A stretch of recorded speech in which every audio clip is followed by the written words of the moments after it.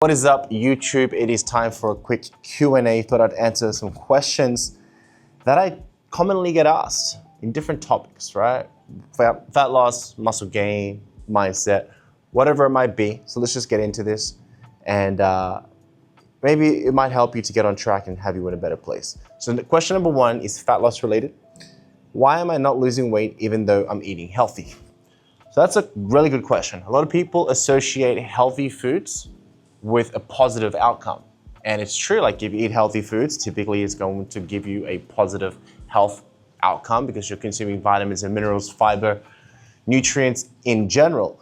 However, everything you consume contains calories, right? So if you have the understanding that on a fundamental level, calories dictate whether you gain weight or lose weight, the secondary thought or focus there is food quality. And food quality is very important. I'm not going to deny that. However, food quality should be at the top, should be high in your priority list, but a very close second to the fact that calorie control needs to be considered. So if you're eating healthy but you're not losing weight, it's because you're eating healthy but you're eating too many of those healthy foods. For example, if you had a vegan slice, not even a vegan slice, if you just had like a raw slice, right, where it's a whole bunch of different nuts and healthy fats, maybe like some coconut oil or something like that, the calorie content of that is going to be very high. If you consider something like an acai bowl to be healthy because it's a lot of fruits and peanuts or peanut butter and whatever you add to it, seeds and stuff like that, yeah, the individual foods carry health improving or health seeking nutrients or foods in them, but the calorie amount is going to be very, very high. So you have to be very smart and make smart decisions with eating towards improved health with your food selection, but controlling your calories to make sure that you're in a calorie deficit. Otherwise, you will not lose any weight. So yeah, you can definitely eat healthy, and it's important to eat healthy, but you're not going to lose weight if the amount of calories you're consuming is more than your body needs to survive. So you have to be in a calorie deficit. Eat enough protein, be in a calorie deficit, track your food intake, you'll get results. Next question, training. How many days per week should you train to lose fat? So there's no particular amount of days that you need to train to lose fat, but what I will say is you need to move your body on a daily basis. So if you have a daily steps target, that's going to help you to burn more calories across the week, which is going to assist with pushing that calorie deficit, right? So we get that calorie deficit by eating less, but we can also increase that calorie deficit by moving your body more. The large majority of weight loss comes from consuming fewer calories, but moving, exercising, training assists with that as well. So the question is, let me just run through this question again. How many days per week should you train to lose fat? So general exercise or movement, daily steps, obviously that's daily, so move your body daily. But actual training, I think you should train each muscle group 2 to 3 times per week. So if you want to train each muscle 3 days a week, that's 3 training sessions per week, and that's completely fine. If you want to train each muscle twice per week, that's 4 training sessions per week, upper, lower, upper, lower. If you want to train each muscle twice a week, but split things up in a different way, you could do upper push, upper pull, then you could do legs, that's 3 days. Then you could do full upper, and you could do full lower, as an example, right? So that's 5 days. So I would say anything between 3 to 5 days would be sufficient. When it comes to losing fat, it's mostly driven by caloric restriction through your diet and then daily movement through tracking your steps. And weight training is mostly there to make sure that you do not lose muscle mass in that fat loss phase. So we want to make sure that the majority of the weight that we lose is body fat by doing something that says to your body, okay, I need to hold on to this muscle. So the weight that we lose is largely body fat. And we do that by weight training, eating enough protein. That's going to assist. So minimum 3 days per week is going to be the short answer on that one. Nutrition related question. Why am I always hungry when trying to lose weight?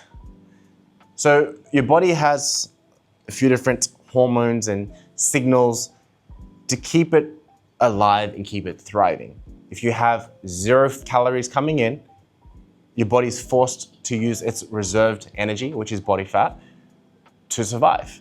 And your body doesn't want to do that. So what it'll do is it'll create signals to increase hunger, right? To then have you seeking and looking for calories to then keep you at your current scale weight, right? To provide the nutrients your body needs to maintain where it wants to be. So you're constantly hungry when you're trying to lose weight because your body's signaling the matter that there's not enough calories coming in. So then it's trying to create a response to that, which is hunger.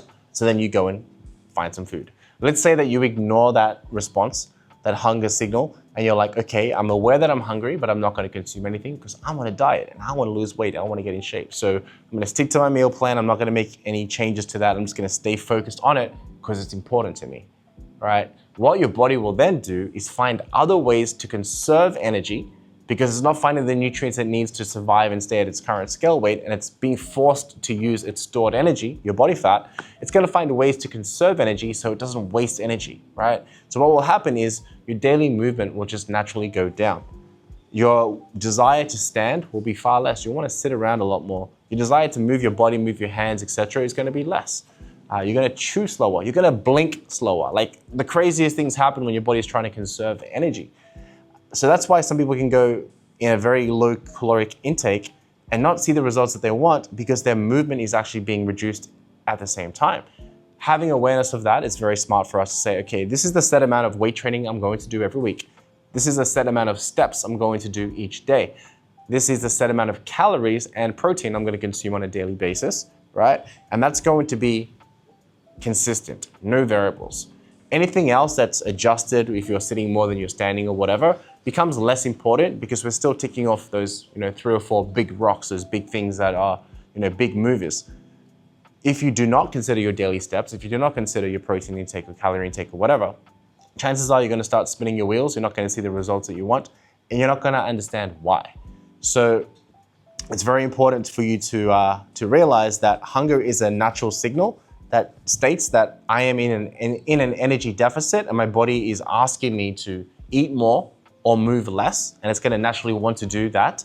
So it's going to drive hunger as a response. Therefore, if I embrace that feeling of hunger, I'm going to continue to lose weight as long as I keep those steps up and I keep eating my protein and I stay in a calorie deficit and I don't, cave, where I've got days where I've got, minimal steps, or I've got days where I overfeed or binge.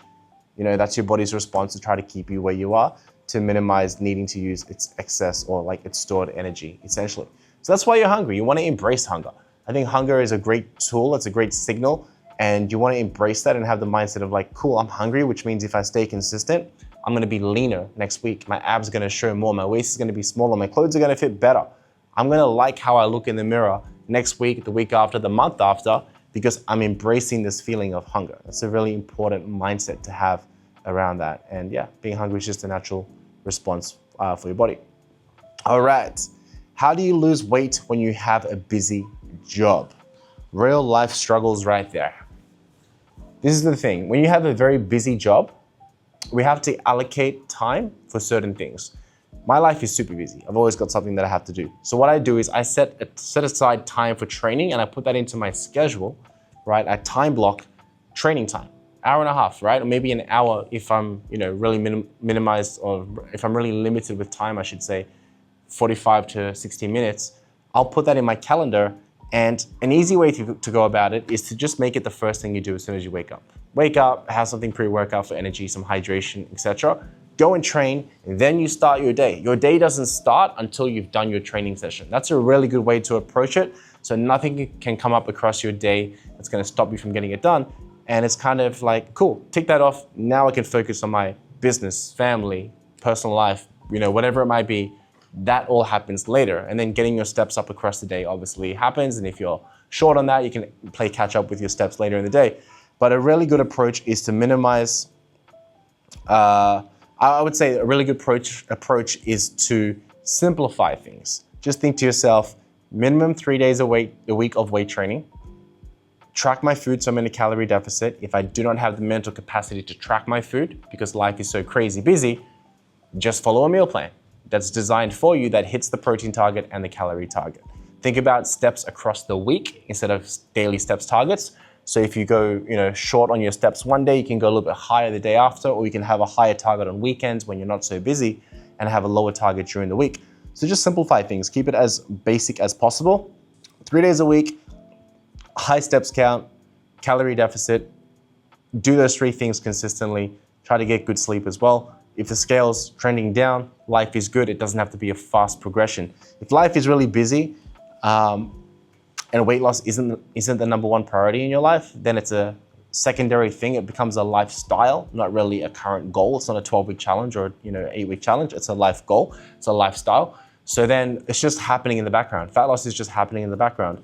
You have to eat every day, so you might as well eat towards your goals, right? You're going to train, you might as well follow a program that makes sense for you, that you can stick to and build on over time. So that's my response to that one, is just to simplify things, keep it very simple.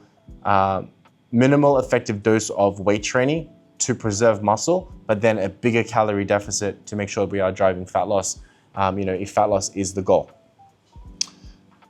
Next question on mindset, actually. Why do most people fail at fat loss? Why do most people fail at fat loss?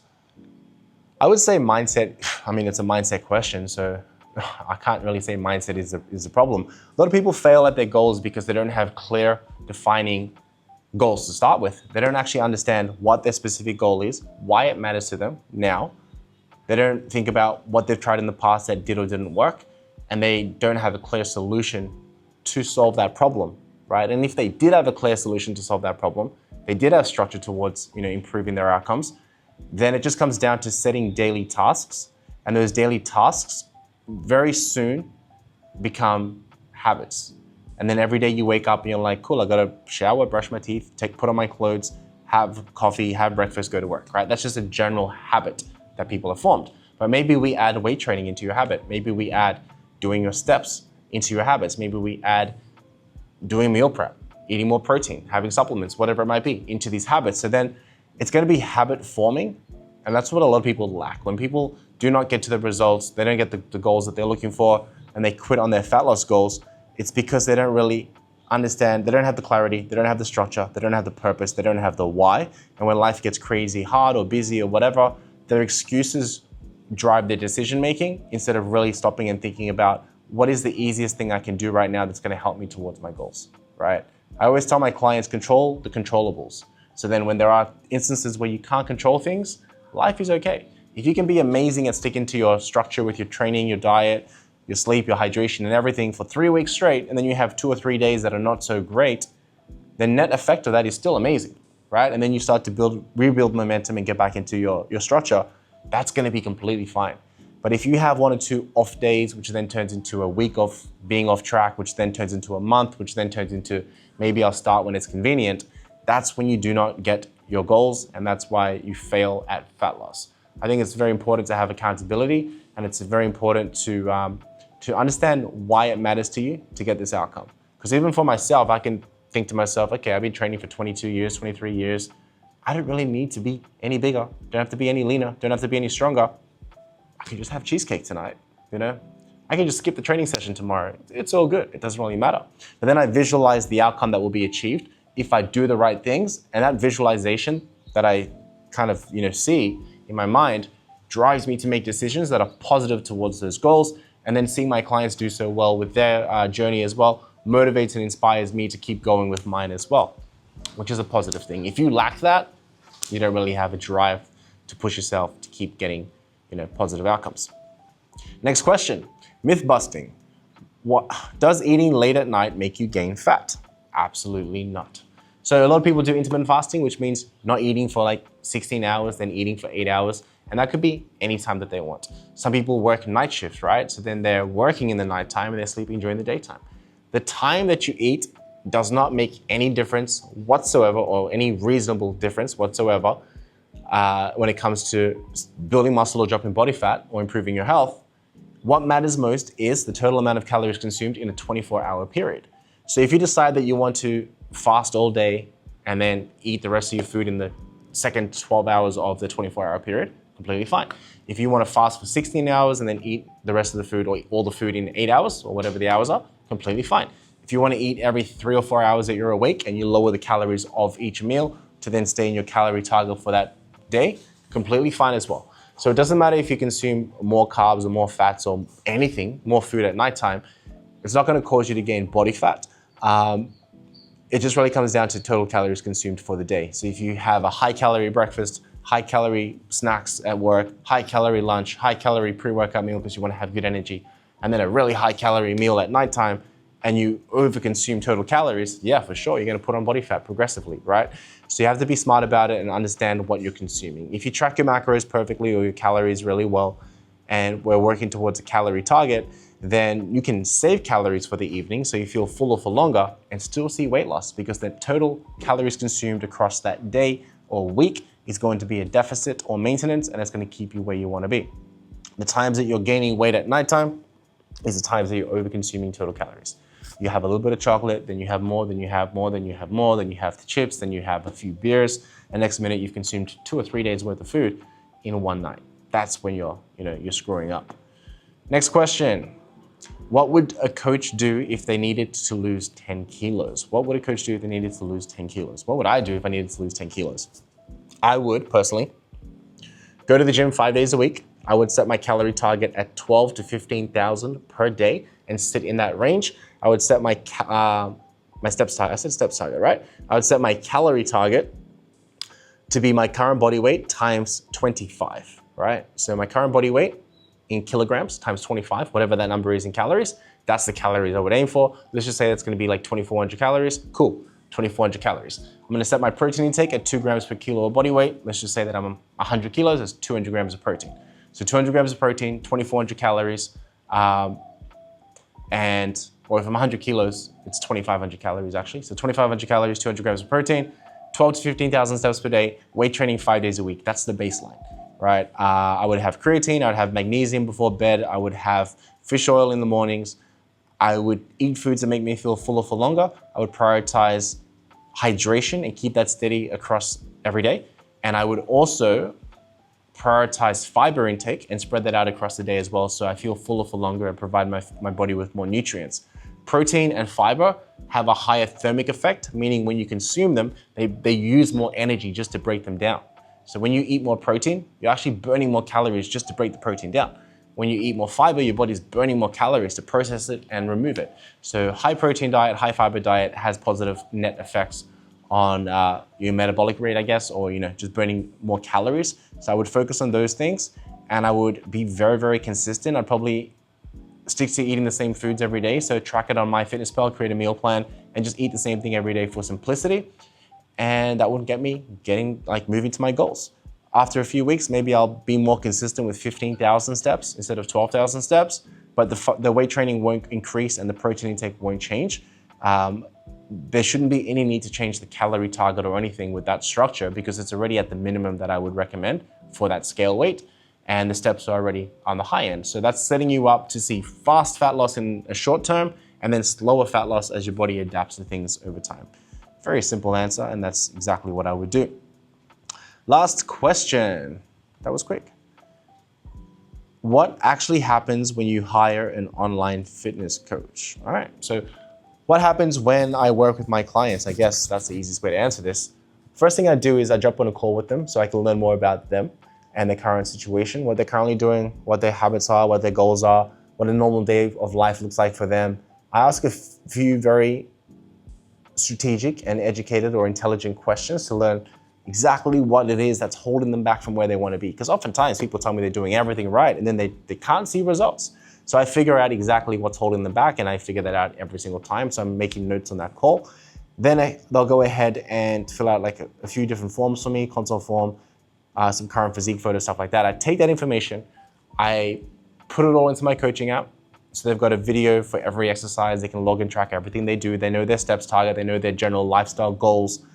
We both have clarity on where they are visually now. We've got clarity on their goals. We've got clarity on their training program, the structure of their nutrition plans. I'll give them like 3 different meal plans actually.